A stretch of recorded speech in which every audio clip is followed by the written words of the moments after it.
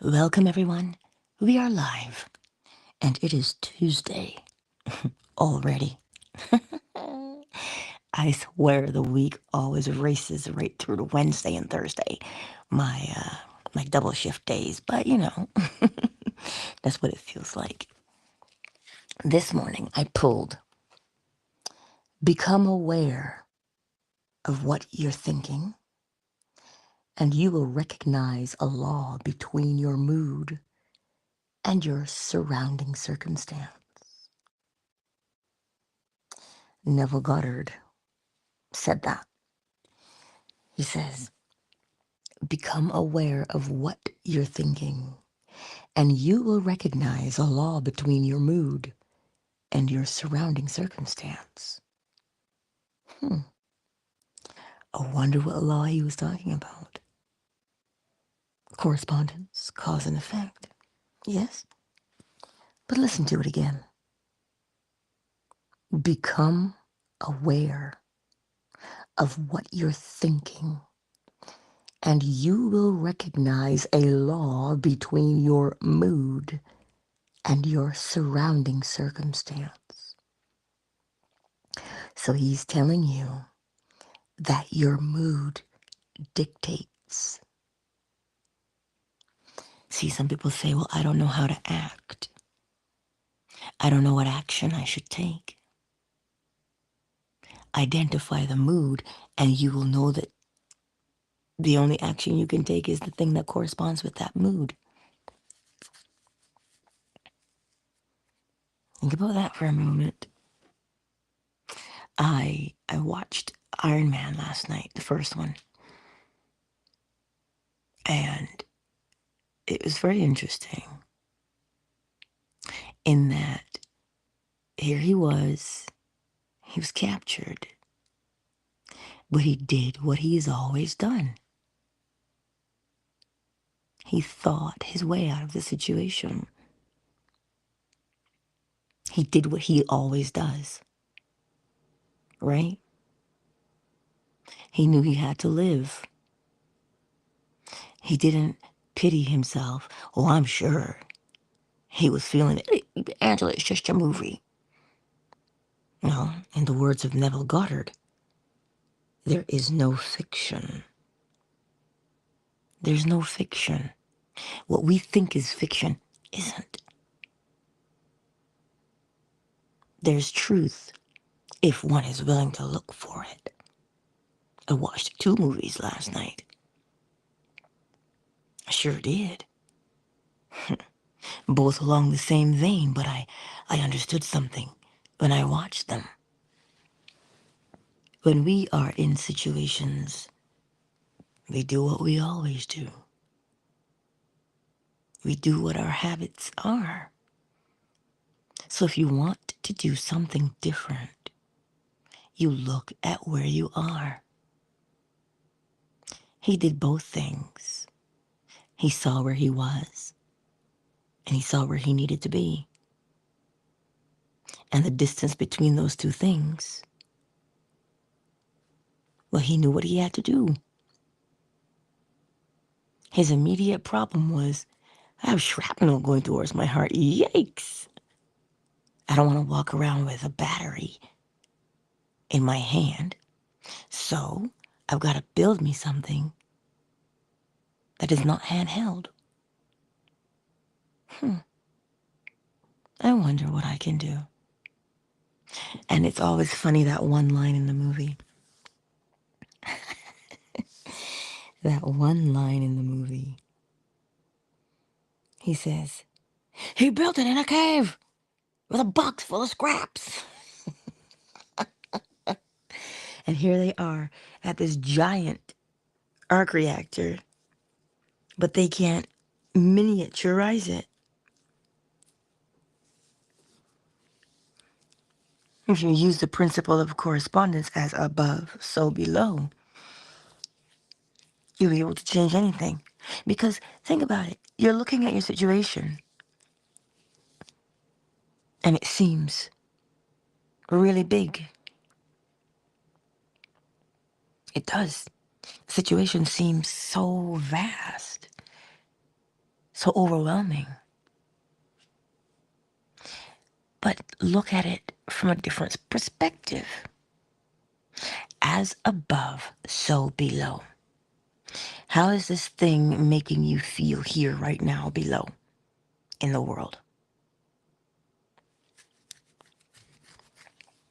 Well then, if you use the principle of correspondence for the above part, above and below are the same. So if there's fear, which I discovered, I mean, I knew, but I didn't know.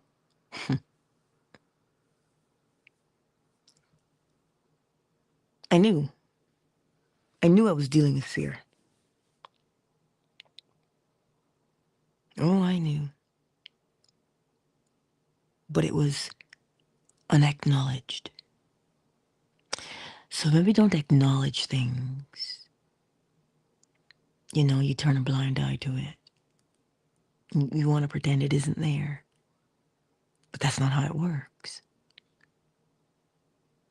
Just acknowledge it. You're like, oh, I see. Because when you acknowledge it, you'll begin to see where and what direction,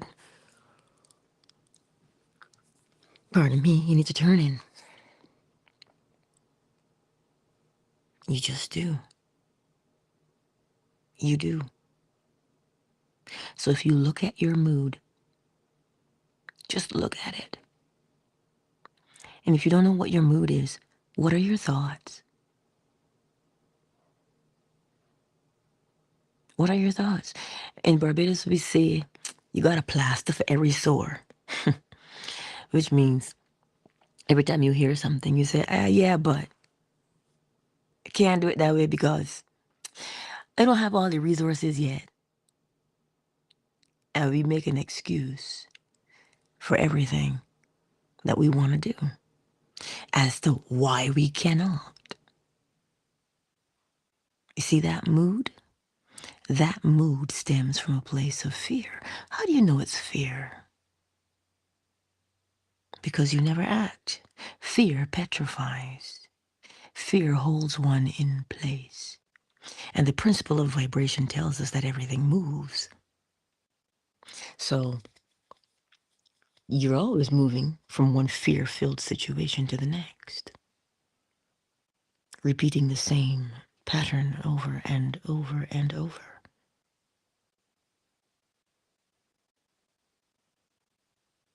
That's what you're doing. Do you get that?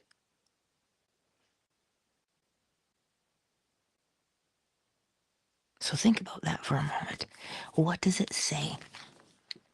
It says, become aware of what you're thinking, and you will recognize a law between your mood and your your surrounding circumstance.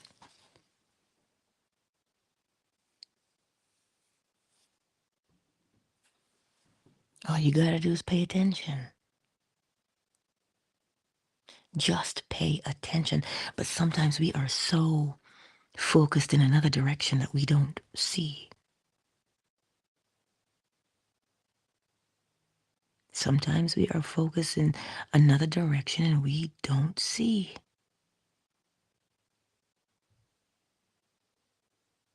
So what will you do? You acknowledge where you are. Always check yourself.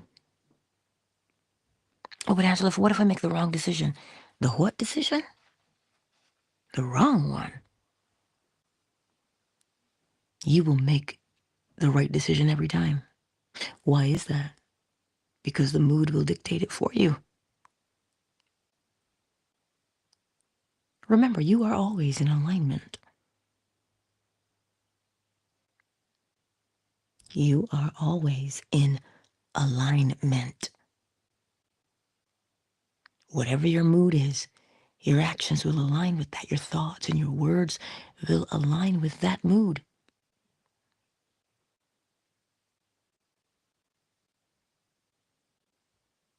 See? So sometimes we think we're being contradictory, when in actuality, we're always in alignment with the mood. So look at your actions. Look at them. And they'll show you what your mood is.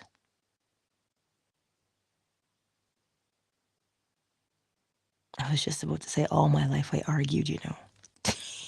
And then I remembered, all my life I had to fight. And I remembered that.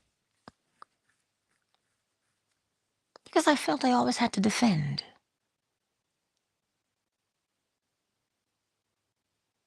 I felt I was always misunderstood. Thus, I always had to explain myself.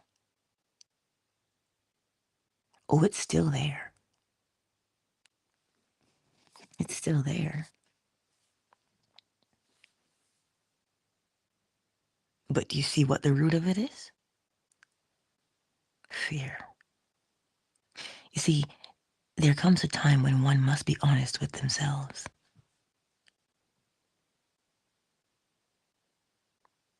You have to be honest with yourself. Or else you're going to continue doing the same thing. You're going to continue justifying why you do what you do. There is no judgment. Not a single stitch of it. You're only ever giving your opinion from where you are.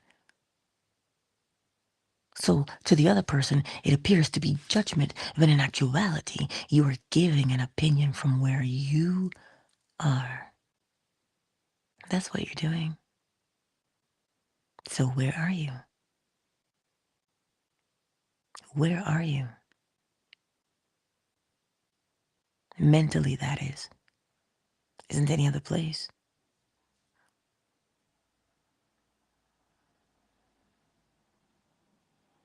This is the point.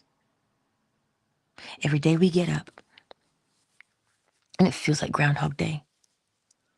That you're doing the same thing over and over and over.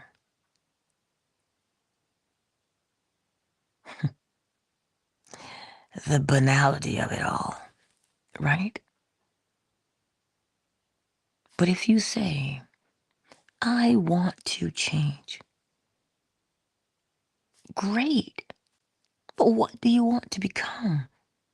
Identify that. Identify, don't justify. Identify it.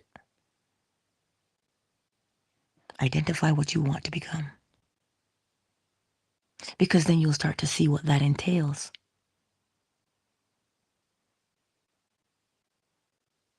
Once you see what you want to become, it should put you in a mood, because that's our natural state.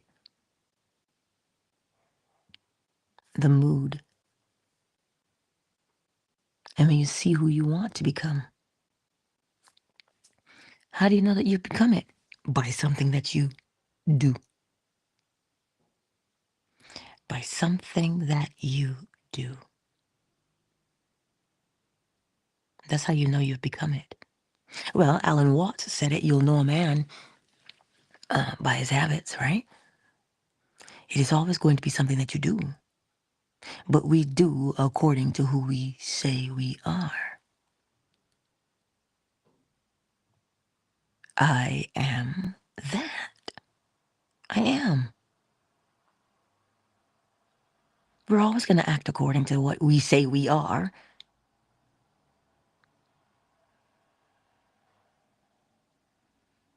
So then the solution to every problem is to determine who you are.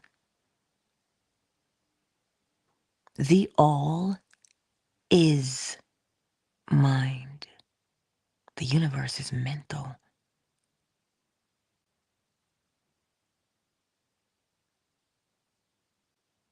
We're so sometimes logical, right? But we must do two things simultaneously, because we do things simultaneously. Think and feel. But they're not separate. They're not separate. You are feeling the way you are because of the way you are thinking. And the way that you are thinking is based upon the mood, what you are aware of being. It will always lead you back to that. The principle of mentalism. I like how Neville Goddard said it. Neville Goddard said, I can forget who I am. I can forget where I am. Shoot, I can forget what I am. Who, what, and where. But I will always know that I am. Well, really? Yes. What's the first thing he says? Ah, shoot, I forget. I forgot. What? I forgot. There's always I, which is the awareness of oneself. The awareness of one's self. That reminds me of the other line from the Avengers movie. What are you without that suit? Genius, philanthropist, playboy. He knew who he was. He knew who he was. Steve Rogers knew who he was. I could do this all day. He'd fight you all day. He knew who and what he was. So we seem to think that movies have no bearing upon our existence, but think about where they came from. The mind of man. They were birthed from the very psyche of man. And because they're birthed from there, that mood. I will say this, though. I did see Enter the Dragon again with Bruce Lee. And I've noticed that he never did self-deprecate. He never pitied himself. He never said, oh, this is my fault, or no.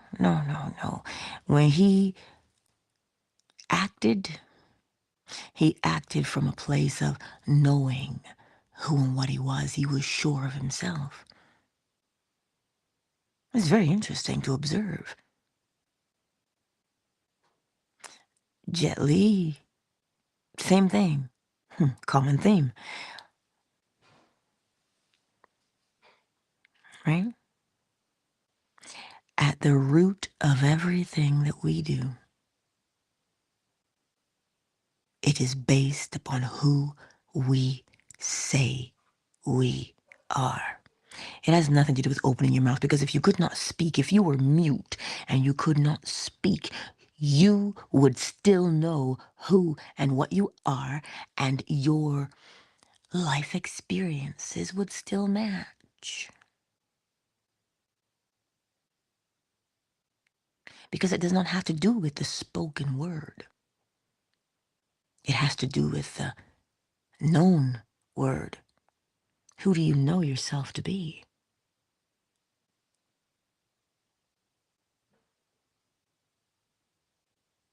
Who do you know yourself to be?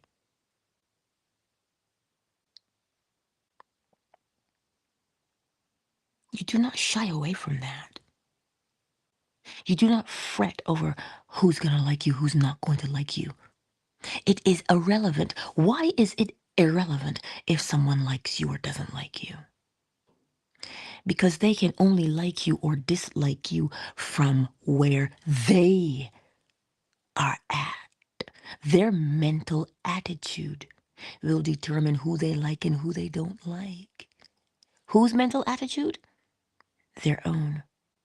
So you don't take it personal. Don't take it personal. Just one of them days, right? You go, girl. You gotta love Monica. What? And you see, this is the thing. What about that person at work who doesn't like you? What are you gonna do about it? You gonna argue with them every time you see them? You gonna be upset every time you go to work? Nah, recognize that their external behavior is an indicator of their internal mental atmosphere. What does that have to do with you? All they're doing is showing you what they have going on the inside. And if they're walking around to torment you, they are tormented on the inside. As within, so without. So if you become aware of what you are thinking, you will recognize a law between your mood and your surrounding circumstances. And that goes, listen, the pendulum is both ways, to the one who's being antagonized and to the antagonizer. They're just showing you who they are. And in the words of Bruce Lee, when they contract, I expand. If they expand, I contract. Why? Because he always knows who he is. And he has already determined how he will act based upon his mood. I loved when he said, because it's interesting that Neville Goddard also said it.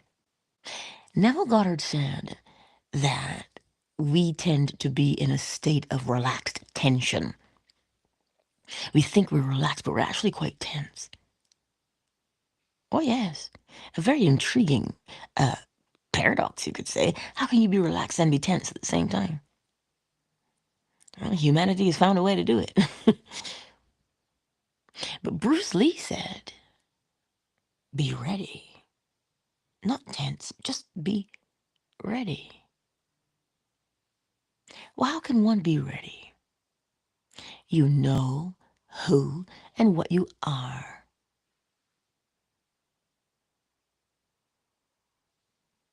That's why you're ready. Because you know who and what you are. And based upon who and what you are, you know how you will respond. You know what you will engage or will not engage in. So you're ready for anything. What made you ready? Your knowing of yourself makes you ready. It does. For anything. Good, bad, or indifferent. So today, my beautiful friends, what are you doing? You see, if you would stop and observe yourself, and when I say you, I'm talking about we. When we stop and we observe ourselves and we check our mood. Oh, I was in one yesterday. I think it carried over from Saturday and Sunday. It sure did. It did. You see, this is what I mean when I say, if we take the time to examine our mental mood, we'll begin to see what we're doing. Ah, the better man is in the house. Big Mike is in the house. Ray Ray is in the house. Casey and Moon are in the house. Twitter is for the replay gang, allegedly. But that's what we do. Take your time, right? Become aware of what you are thinking. If you say that that's too much, I have too many thoughts in a day. Yes, I don't even know how many thoughts we have in a day. Science says thousands. So if you cannot capture a thought, catch the mood. The mood is the dictator of thoughts, words, and actions. Yes, it is.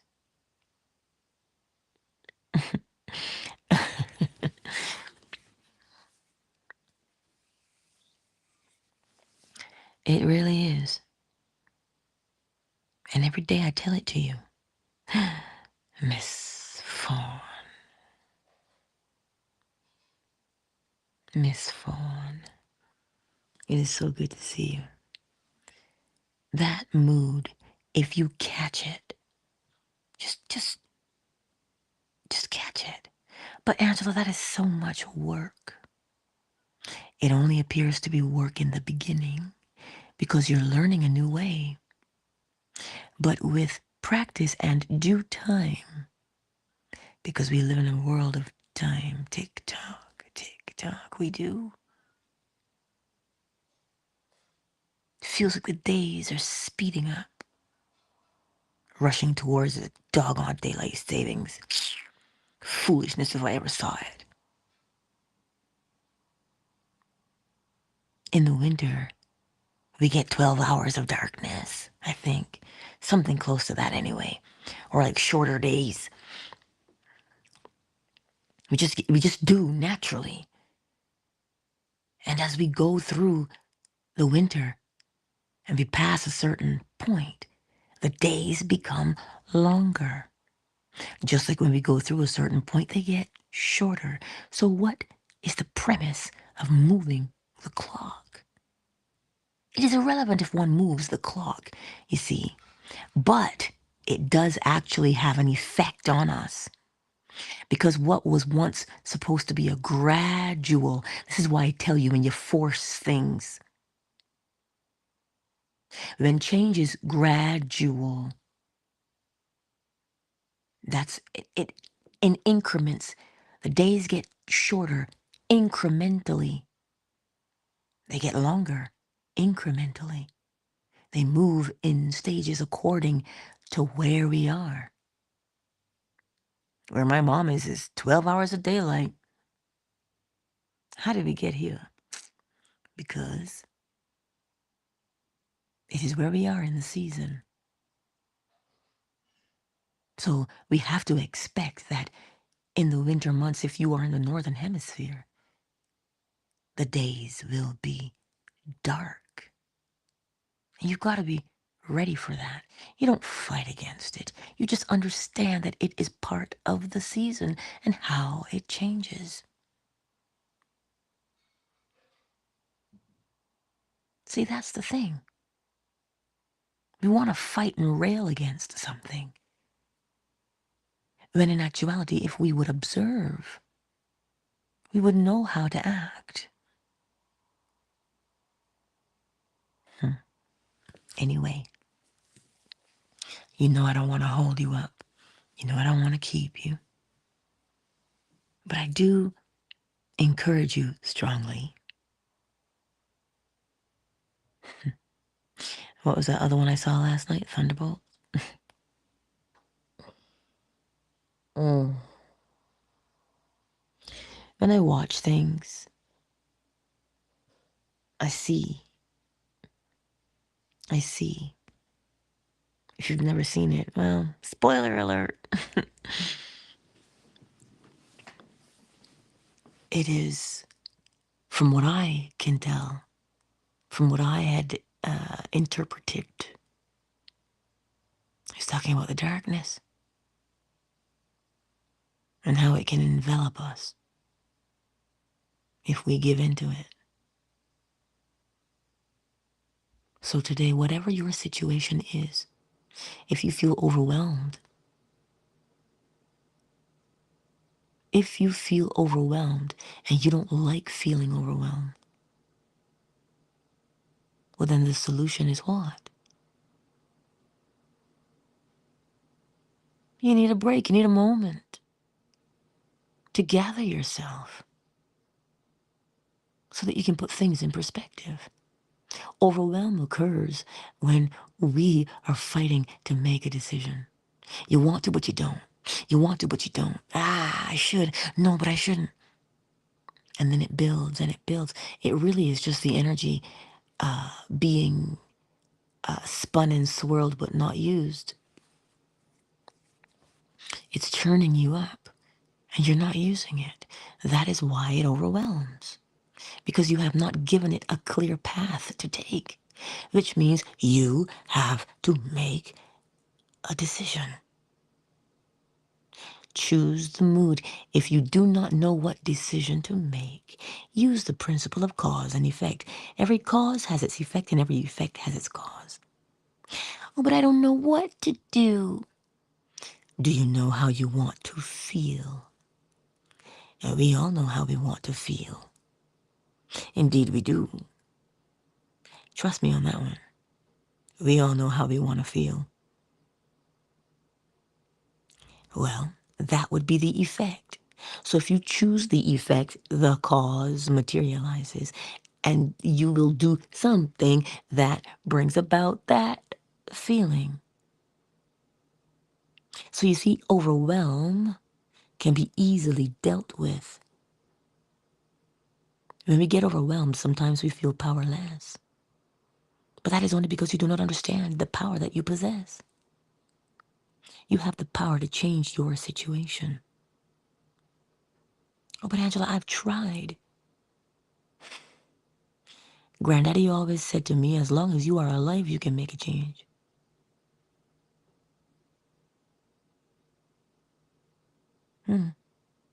So when you say to me, I tried. Wait, what? So you're not alive? You keep doing. You don't change what you're doing. You change the mentality. Change the mentality, and the action you take will correspond.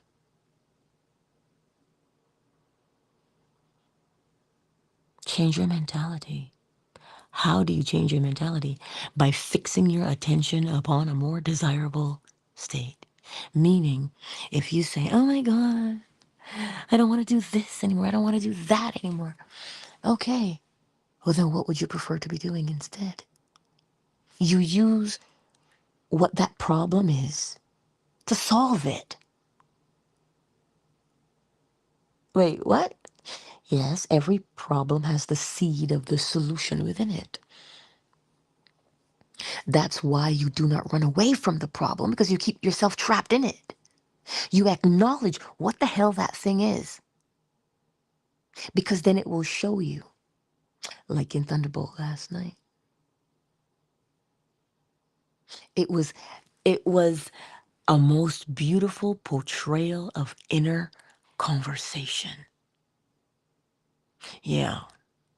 It was the most beautiful portrayal of inner conversations. He was saying to himself, the shadow self, the way he talks to himself, oh, you think they care about you? And it would laugh. You think they care about you? And it would berate him, because that is an inner, that's not coming from someone or from outside of you. That is your inner conversation you're having with yourself. And what is the mood of it? Fear, abandonment, rejection, pain, all of those things. So the conversation, the inner conversation, has to match.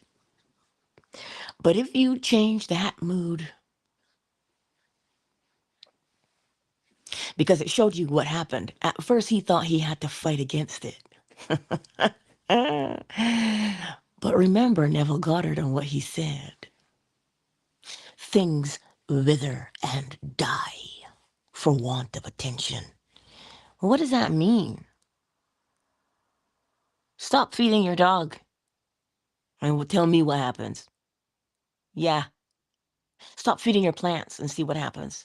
They wither and die because you're not giving them any attention. Attention means you are, you walk your dog, you pet your dog, you brush your dog, you feed your dog and water your dog, and you rub your nose on your puppy's nose, and you tell it how sweet it is. All of that is your attention. When I water my plants, I do the same thing. I touch its leaves. My ivy is doing very beautiful. It is climbing up the wall, and it actually releases a sap and it sticks itself to the wall. It is one of the most amazing things I've ever seen. Absolutely amazing. I talk to it and I water it and I prune it, Same for my strawberry plant. Same thing. But if I do not water those plants and I just ignore them altogether, they will die. So you see, acknowledge what the problem is and then pull a Daniel. A Daniel? Yeah, a Daniel in the lion's den. Acknowledge that you are in a lion's den and then turn your back upon the lions and you will get your way out. Always. Which means if you listen to that story, because I know some people say, I don't want to talk about the Bible. I don't want to think about the Bible. The Bible sucks. It is just a series of stories. And if you apply the story, like Daniel in the lion's den, it says there were hungry lions. Rawr. Can you imagine? Oh, Lord, no. Mm-mm. Mm-mm. Listen, I'm snack science, okay? I'm like a KFC snack box. Right? Just little and itty bitty.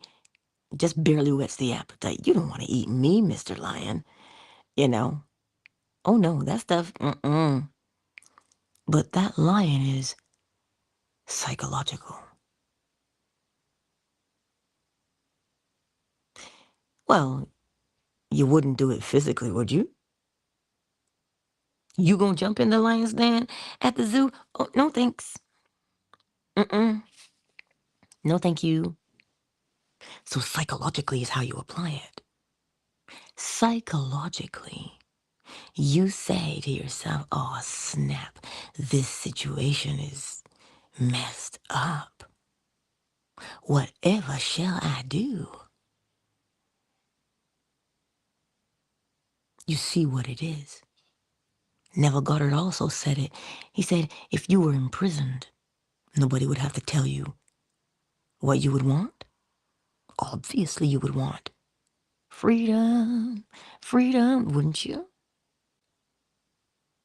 You would want freedom. So then what do? To free yourself from your situation, you change the mental attitude. You cannot think like a captive and have the mood of captivity and live a life that is free. Because the principle of correspondence tells us as within, so without. As within, so without. So, if you become aware of what you're thinking, right? Become aware of what you're thinking, and you will recognize a law between your mood and your surrounding circumstance. So, you want your life to be easier? Start changing your mood. And the more you change your mood, remember how to make a habit. You do the same thing the same way every time. So you keep changing your mood. Every time you go to a mood that is one you don't want to be in, change it. How do you change your mood? Some people dance, some people draw, some people sing, some people go outside. But you change the mood over and over. Why? Because as long as you keep participating in that mood, it stays alive. And remember, they're like doorways. You just go in one and out the other. Moods are like that. They're not sustainable, meaning you cannot hold a mood indefinitely. So when they tell you you got to think positive every day, no, you cannot. You cannot think positively for all day long. You can't think negatively all day long either. You can't be happy all day. You can't be angry all day. You can't be sad all day. But what you can do is habitually go to that place every day so that you're in that mood habitually. Not indefinitely, but habitually. And the power is in the habit. A lot of mercy. The power is in the habit. Because the habit is showing you the mood that you have practiced. So that now you don't even have to think about that mood. You just can pop in and pop out at will. Hello? At will, you can change your mood.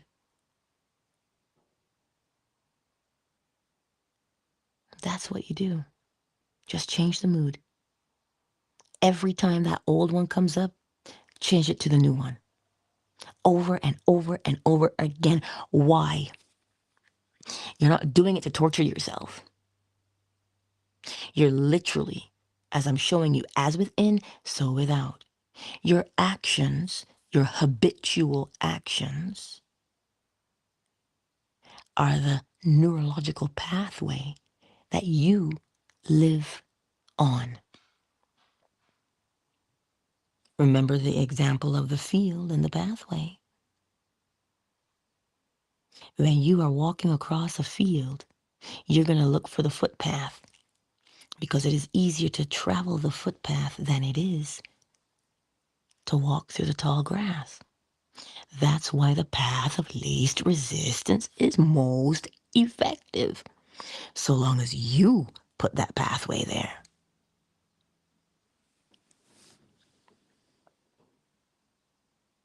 We do it naturally. So every time the old habit comes up, do the new one. You're rehearsing. You are rehearsing. Clearly, you can see it in your mind's eye, the new way you want to be. The new way you want to be, act it out. There is a simple thing that you would be doing. Act it out. Over and over and over again. And in due time, in due course, you will become. Because we are always in a state of generation, always in a state of becoming. So determine what you want to become. See it in your mind's eye. As Neville would say, experience in imagination what you would be doing in reality if you were the man or the woman you wanted to be.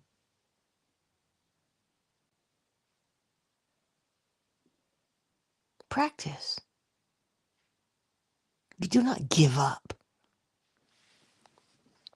And do you know why you don't give up? Because you're building a neurological pathway. And I know a lot of people would want to say, but Angela, that's so new age. That's how you learn to tie your shoes. That's how you learn your multiplication tables. It's how you learn to drive. It's how you learn to do your tasks at work. You had to learn those things and do them over and over and over and over and over. So now you just do them. They are your habit now.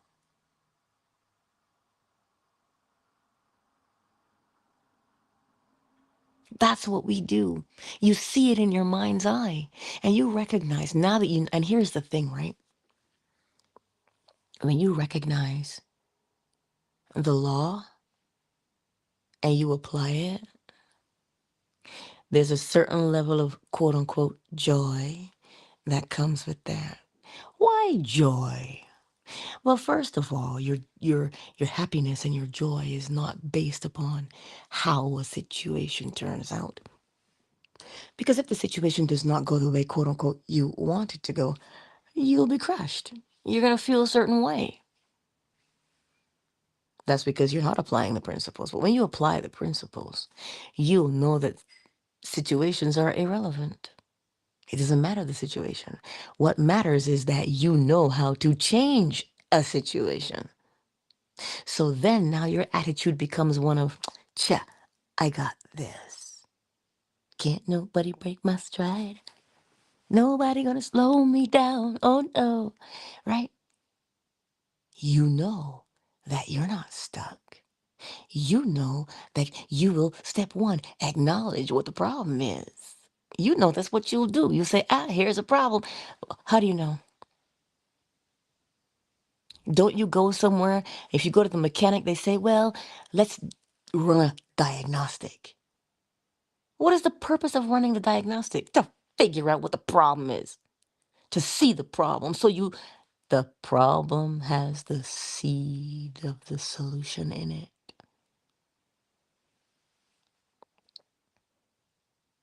That's why you acknowledge it. And once it is acknowledged, now you say to yourself, okay, who do I want to be instead? Because this is not cutting it.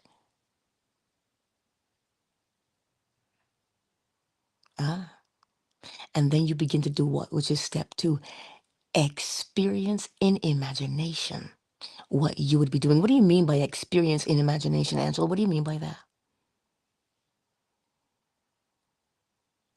I mean that you begin to play out in your mind's eye who you would be.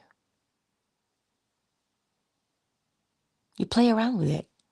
Well, if I was this kind of person, I'd be doing this. Okay, so here's how I would walk into a room. I'm going to walk in like this, and I'm going to say, oh, but doesn't that sound familiar? Does that not sound familiar? Listen, before you get home, you do it. Before you get to work, you do it. How are you going to walk in there? What are you going to say to somebody? You've already rehearsed it.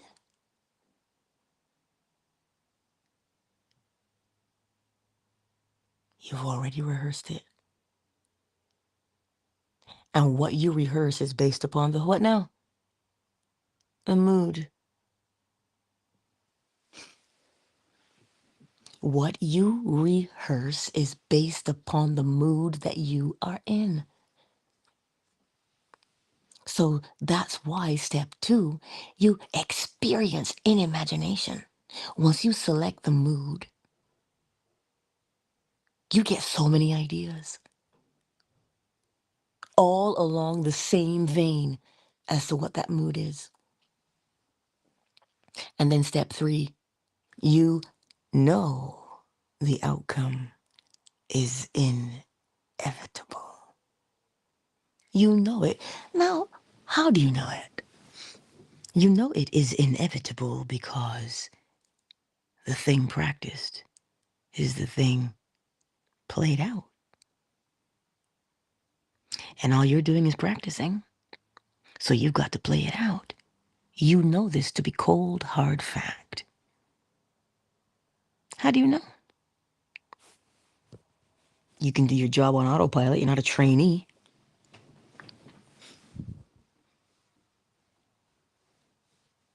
Why? Because you've been practicing it this whole time. You go from practice to just having it become your habit now. And so now that you know that, you don't have to hope, you don't have to wish, you know what I'm going to say, you don't have to dance naked in the moonlight. And Neville Goddard would say, you don't have to lift a finger to make it so. Because you know how you're going to behave according to the mood. You know it. So you get into the mood. That's what you do. You get into the mood. Get into the mood. And the mood that you return to most often now becomes your habit. So if you're always in a mood of complaining, yikes. If you're often in a mood of smiling or, well then you'll be happy more often than not. So you see, my beautiful friends, if we would become aware of what we are thinking, we will recognize a law between our mood and our surrounding circumstances. I see you, Melly Mel. So today, my beautiful friends, I shan't hold you up any longer. I've already welcomed you all. Practice. Step 1, acknowledge. Step 2, imagine. Step 3, know.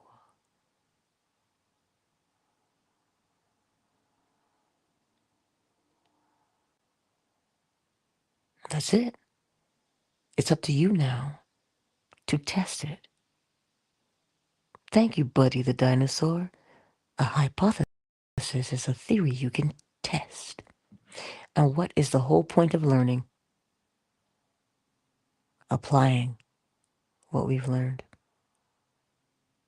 That is why we learn, so that we can apply. So if you catch yourself learning and not applying, that will be mental misery. And that has its own consequence, its own effect. Anyway, countdown initiated. 5, 4, 3, 2, 1.